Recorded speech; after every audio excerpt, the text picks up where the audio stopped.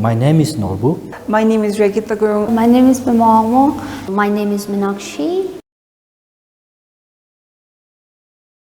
So for me, I think gender is one sense of sense of their own identity, and I personally see it as a social construct. And also now with intersectionality being a very important, I think, phase of gender studies.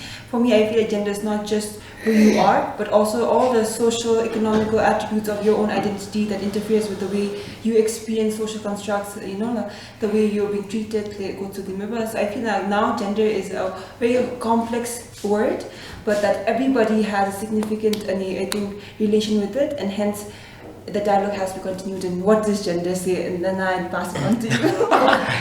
Okay, thank you very much. So for me, gender is an identity, as you said. An identity that you recognize, not recognized by someone else, and how you explore that identity. Who are you? What do you represent? Who do you represent? How do you represent yourself? From your behavior to your expression to the way that you express yourself, to the way that you represent yourself to other people. I think that is what gender means to me, because personally that's how my journey as a queer individual has been. So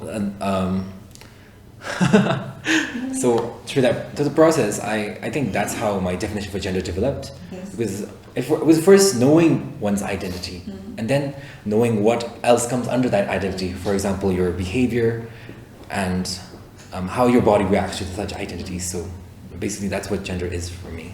So yeah. So gender for me is, I agree with two of you. Gender is something that's who you are. It's you identifying who you are, how you express yourself, and that's what gender for me is. Gender basically is an identity that is imposed upon you by the society. Basically, once you are born as a boy or a girl, there are some expectations, responsibilities, attributes, and limitations and expectations that is imposed upon you as a boy or a girl. So that for me is gender. To look from a broader perspective, I think that the roles that we have as men and women, for now, to look at the binary system, is influenced by society. Because when I was growing up, my mother was a bread earner, but my father was unemployed. And when I was small, what I thought was, okay, my mom's working, my dad's not, and it was it. But as I grew up, my teachers told me, why is your dad not employed, and why is your mother employed? Shouldn't your mother stay back? But for me, they were just doing what they can as parents, and that has allowed me to develop the mindset that men and women were equal. But as I grew up, I questioned a lot of things on gender. As men should men be better than women? And then I was stuck on that notion until I actually went, until I actually volunteered on with queer and with organizations that work towards gender, and I explored, and I knew that there were more than just men and women, and I knew that the responsibilities were influenced by society, not ourselves, and that when it comes to gender, it was not, the norms were not, they were not important. It was what we wanted to do as genders, and that's how I had to learn something, and then learn something, and learn something new and better that was more inclusive. So I think it is more socially influenced than we think. I think actually that's a very good example of how a child should be brought up in a family. Because usually when a child is born as a son or a daughter, not as gender. Gender is actually learned through the process. So actually that learning process starts from the family. So if you have a family where father is very strict, authoritarian, mother is submissive and doing all the things, the children, when they grow, they will learn. They will look at their father and mother as role models. And when they grow up, the son will be more authoritative, thinking that my father is used to beat my mother, my father used to be very used to control the family affairs, so I should have that authority when I grow up. And the daughter will also have the same thing, that I have to be respectful to my husband because my mother used to do all these things. So that's why these gender roles and gender role and responsibilities are actually changing, and it's always changing. So it's a good idea And this change should actually start from the family, and then become community and society. So that's why, as young yeah, adults going to be fathers and mothers very soon in near future, I think you should practice that. Yes. If you practice equality in your family, the role, if you share the roles and responsibilities between father and mother, your children will learn these things. Yes, And ma'am. as you, when you grow up, you will have all these ideas. Yes. So I can, if you are a, if you become a wife, you will think that I am equal to my husband. I should not listen to him. I should not be controlled by him. I should have equal say in the family matters. Yes, ma'am. And as husband, you also think that I should share my roles and responsibilities, Yes. opportunities, everything with my wife. Yes. So this will be inculcated in you True, when you yes, grow yes, up. ma'am. Just to add to that, like, because this is going to go to a broader range of audience, Mona, that you don't necessarily need to start a family. Now we have social Yeah. media, a very big platform, everybody is on it, to advocate for this woman, removal of gender roles, to encourage one to just be confident in themselves, their abilities, and break barriers like that. We can also do that to social media as young people. So we can start now without a family also. We can like, continue talking on this, Yes, promoting yes, this now. So that's why when you talk about gender, people usually think, oh, gender means promoting only women. It's not that. You know, when you really talk now, see, that's what we were saying. You have to go beyond just the term, you know, the face value of the term. When you talk about gender, there's so many men who are also suffering because of this gender, you know, they impose that you are the breadwinner. Yes. And when he really wants to be at home and he feels his wife can do better than me, and he should go and be at home, but it's because again the outsiders will talk about that Yes. they're not been able to do what they want to do. And of course, not saying, not denying that, the fact that, of course, now maybe I'm again trying to be very, very gender, maybe I'm going back to my gender stereotypical thing. But I think normally people want to understand is, of course, mothers are a little softer, and mothers, because they give birth, they are, I think, more, they are more, what do you say, looking after the baby, the small baby, they are more like a softer, affectionate, and yes, wherever you are appropriate, and maybe you be working that, seminar where your mothers are there, and yes, we agree with that. If you have to do something very strong work, and of course, we want our men to go and do it because the strength-wise they are good. We are not denying those capabilities, never. So again, what the viewers might think, husband and wife love for the Gomi Gyi Loju love, and now they are making all jeopardize amazing. Yes, We are not talking about that. What you are saying is resources and capabilities, it all comes into this. Yes. Why we talk about mothers? Because yes, children are more close to mother because for 9 months the baby has been with mother all the time. They have very divine, I must say, a very invisible connection, right? Like they have this middle, and we are not denying that. We are not making mother away from that because of our gender thing. We are not a real that. What do you say that? A very dogmatic, feminist kind of thing. That we're not seeing that at all. But then, gender equality, while we are living our life, let's look at the resource and capabilities and work with him, but don't get influenced by outsiders. That's what. Yeah, madam. That kind of One thing about the physical strength. Now, physical strength is actually determined by gene, and it is actually not being able to be changed properly. So even if you look at animal kingdom, if you look at a cow and a bull, usually bulls are more stronger, bulls are more violent, and they used to even fight. So that idea of men and women, physical strength, we cannot change.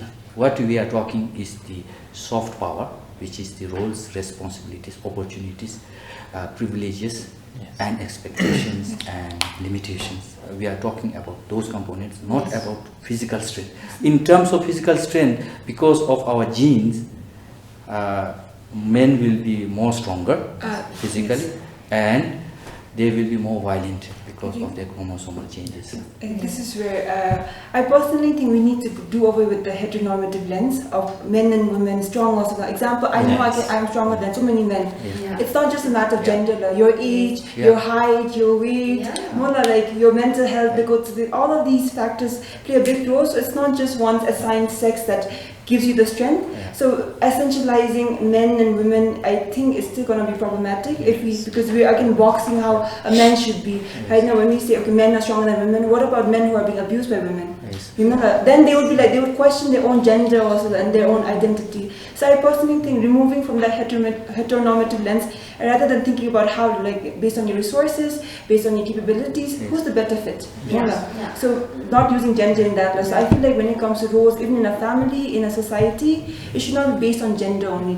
It's not that women are smarter, more maternal, or that men are, like, you know, more stronger physically, but more about in that particular stance, in that particular situation, the demographic now, who is a better fit? Yes. Yes. Sometimes I think children are safer with fathers. Yeah. If mothers are alcoholic, if mothers are that, Yes. obviously we would like to have the baby with a father more. So looking at the resource and capabilities, because audience should not take it again. No, take that we are talking only about, you know, since unmentionable. Yeah, so this one, as you said, actually this sex component is not included in gender component. Sex and gender are different, and they, if you consider component of sex into gender, then I think you will be mixing the idea. Whole new So that's why what I'm saying is, sex is sex. It is an inborn character, which will be very difficult to change. Yes. And gender, we say, is changeable. Yes. It's always changing, and we need to change, because we are talking about gender inequality, not about sex inequality. Yes. That sex inequality we cannot rule. Yes. So that's why we are talking about gender inequality. Yes. Men and boys are also victims Yes. of things, and what we saw, we few cases that are come, you know, violence cases that come against boys and men. You know, I think they are really facing very, they're facing a lot of challenges to come out. Yes. Again, because of all the gender that's been influenced by external force. I'm a boy, I'm a man, and how will I say this outside? People will then. So what we are trying to do is we're trying to advocate again, saying that no, please come out. Yes. You are a victim. You're like, no, when you feel you are in trouble, you must come out and show. So that's why I'm saying equally men and boys are also victim of this gender, you know, of this gender-based violence and then our gender, that stereotypical thing. So it's a big problem in Bhutan. It is prevalent, and whatever the data that we see right now, 70% now is also on the iceberg. We have not actually gone into the rural, you know, the very remote part of the country. What NCWC started in 2017 against violence against women shows us the prevalence of violence, intimate partner violence is very high. Yes. It's 40%, okay, in the rural areas compared to 25% in the urban. And whatever comes to us right now is more or less from the urban, where there is a road access, you know, people think, what about those roads? So we have not reached them, we have not done our work adequately. So we feel that we need to do a lot. That's why again I'm trying to say, reminding our young people, do a lot. So yeah, a few years ago, you know, Very safe. from Youth Advocacy Network Bhutan, we had a workshop with other countries. So during that workshop, the theme was violence against women. But us Bhutanese, the group of Bhutanese that were there, we chose the topic violence against men, because we believe that there were already many stakeholders that provided services towards women, violence against women. And there was already help there, but we wanted to see the perspective from violence against men. And that's when we realized that Bhutan had one stone unturned, and when we actually looked under that stone, there was so many issues. There was neglect, there was ignorance of the problem, and there was self-stigma. Okay, I cannot tell them my problem because I am a man, because the gender norms that are enforced on men and the expectations that come. So I do believe that violence against men is out there so much, and currently they're not able to tell it because of the gender norms that are very much present. You know, how is the evidence, how we can find out that men are also victims? The rate of suicide is among young men very high. Yes. Why would they take their life? It's not easy to take one's life, you know. Yes. So look at the suicide cases, and it only shows a men are a problem. Yes. The problem is, I don't know how many of those men who commit suicide really came out with the problem and shared the problem. When we talk about gender-based violence against women and girls, usually antagonist group who constantly says like, but what about men, what about men? I don't think we can use that as an argument. We should not be bringing out issues of men when talking about women's issues. I think, yes, we need to talk about men's issues, we need to talk about gender-based violence against men, women and boys, but that can go hand in hand. I don't think we should be, like, let's say, reducing the focus on gender-based violence against women and girls to focus more on men and boys. So this should go on hand in hand. And the reason why I see this is because if you look at social media, most Bhutanese are on social media, and Bhutanese are very vocal in terms of our comments and our opinions. But it's saddening to see how Bhutanese raise up the issue of what about men? What about the men victims? Whenever there's an issue of, let's say, a rape, against, I think, violence against women and girls, to bring. So if you only bring up the issue of male victims and survivors when talking about female victims and survivors, that just means that your intentions in the very first place was not genuine. So it shouldn't be that. That's why I feel like this should always go in hand, and we should not demean or derogate one focus for the other. I just want to make that clear.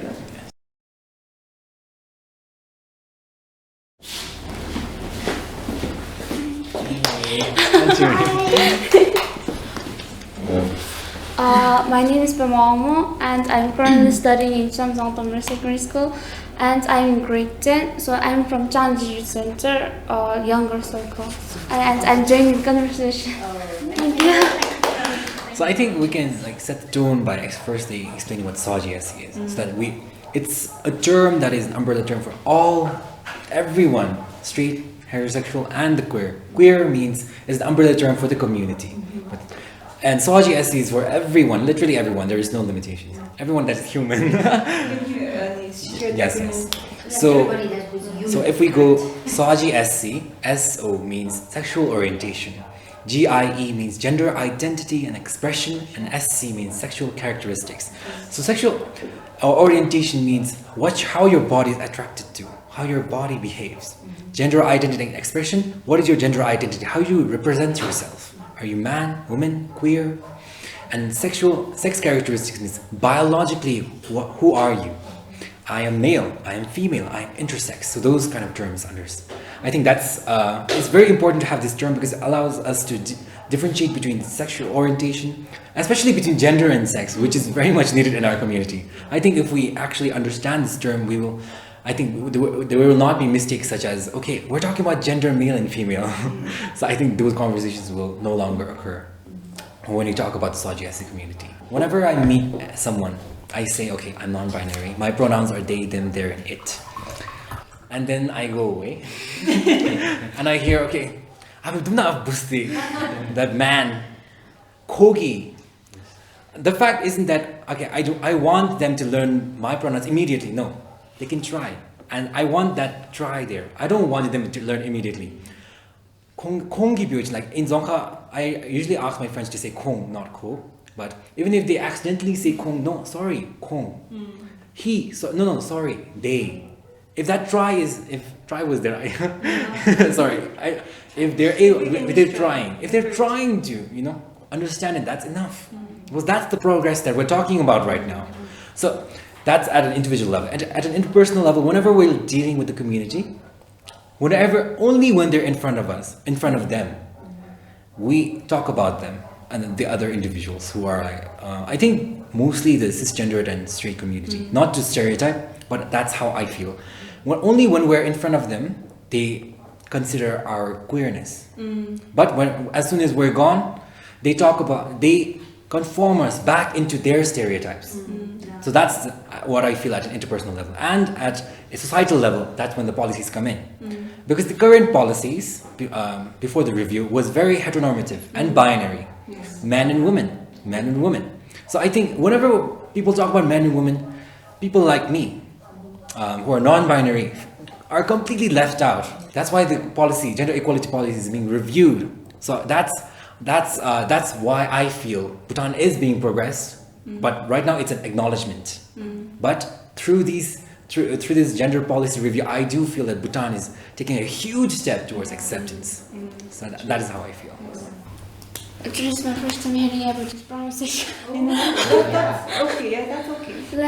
Before, in our group friends, like we used to, if like we see someone like being, like how should I describe it? Like sorry, but I will use gay. But if Yes. the other person is gay, like we used to say, how should we call her? Or like, should we call him or her? Like, should we call that person Acho or Aji? Like we have questioning our mind. So like this is what we think, and I don't think we have this curriculum about LGBTQ.